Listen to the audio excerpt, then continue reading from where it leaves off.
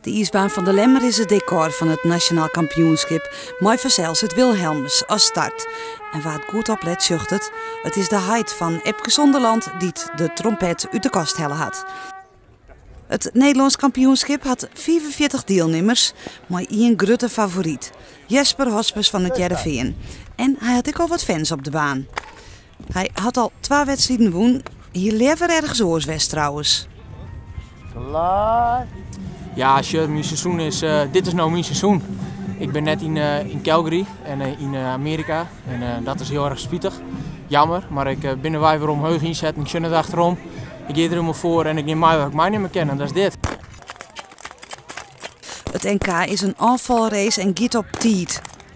De eerste ronde naar de 16e wie ik even, toen voelde Wiener ik het op.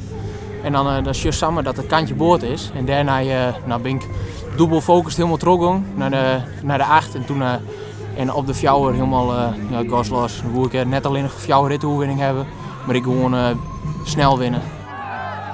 Uiteindelijk bleven er 4 uur in de finale. Het binnen Pim Skipper, Freddy Wennemar, Jacques de Koning en Jesper Hospes. Waar het 3 ritten wint, had woen en oorstelt de tijd. Jacques de Koning en Hospes winnen beiden 2 ritten.